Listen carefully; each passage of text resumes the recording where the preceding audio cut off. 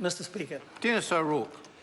Mr Speaker, everyone in Christchurch is looking forward to a new, regenerated Christchurch following the initial recovery process. Now is the time to get things done. We need to see those major projects getting going.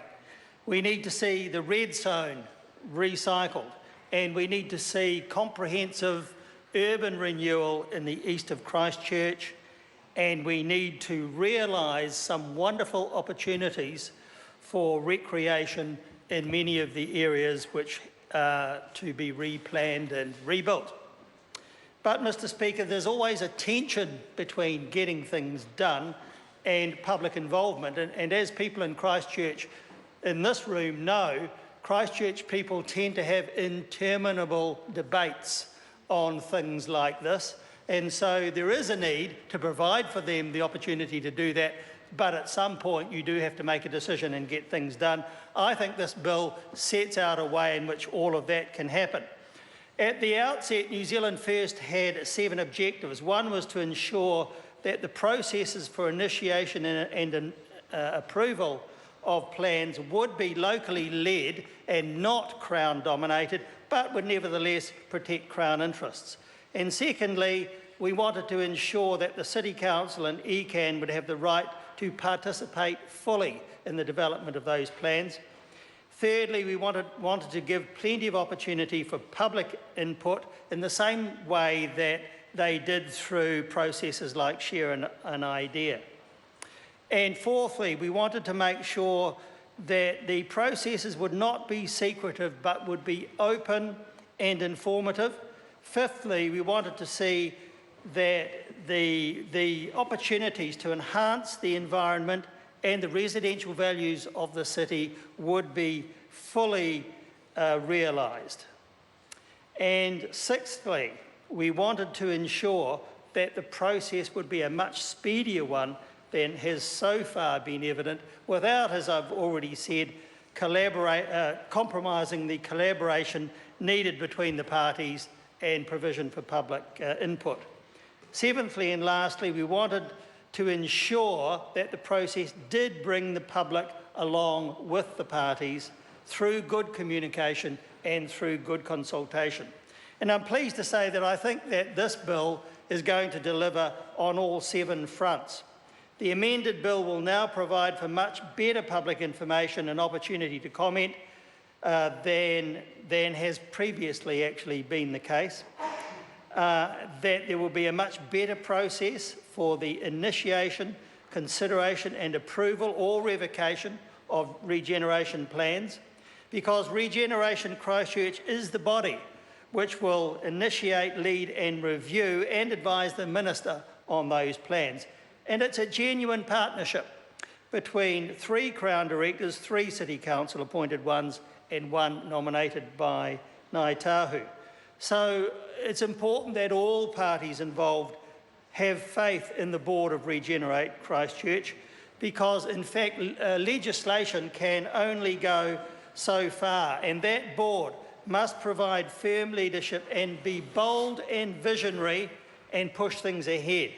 But of course it must take the public of Christchurch along with it. Only Regenerate Christchurch can be a proponent for the red zone plans under the bill, and may be a proponent for plans for Christchurch District, as may be the other strategic partners. Statements to the Minister on the views of those parties on an outline plan will be made public on the internet, so that will make it very accessible. And there are similar requirements concerning the reviews of parties to an approval of a draft plan. I believe that of special importance is the fact that the Minister, in approving or declining an outline plan, must have, quote, particular regard, unquote, to the reviews of Regenerate Christchurch and the other partners. And those words are repeated elsewhere for approvals of final plans and for revocations. And I think these are very important words to limit the executive power of the Minister, and most particularly to preserve the credibility and the leadership functions, especially of Regenerate Christchurch and the local councils.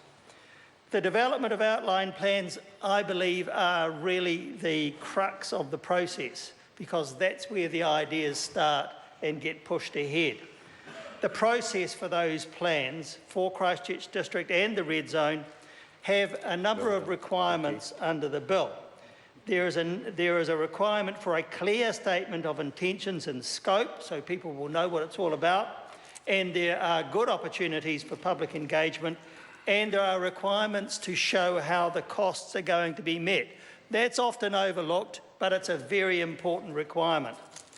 And a proponent must seek the views of its partners, and Regenerate Christchurch must get the consent of Otakaro Limited as landowner, but that company can't refuse consent except for reasons that are consistent with the purposes of the Act, and I'm sure they would be held closely to that requirement.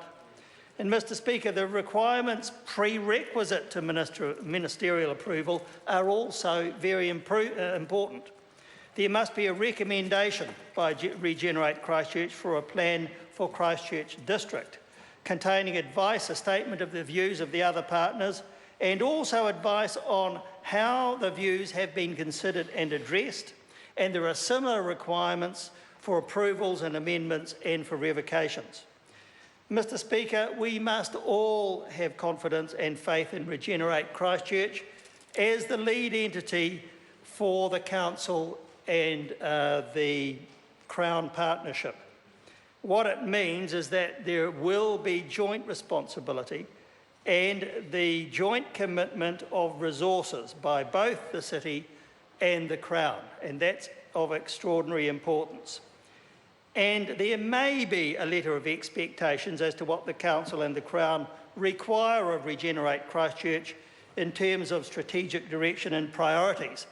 I think it's very important that that happens. It may happen under the bill, but I think it's very important that those two parties get together soon, produce that letter of expectations and make it public. That's a very important part of the process, in my opinion. Finally, Mr Speaker, I want to say just two things. First of all, it's been a great pleasure to see a consensus on a good bill, and I enjoyed taking part in that process. I think it will ensure a very robust process, focusing, as it must, on regeneration, and I think it will mean that we'll get a proper balance between redevelopment and the wider public interest, especially the public's interest in achieving an excellent environment and vibrant and viable communities, especially in the east of Christchurch.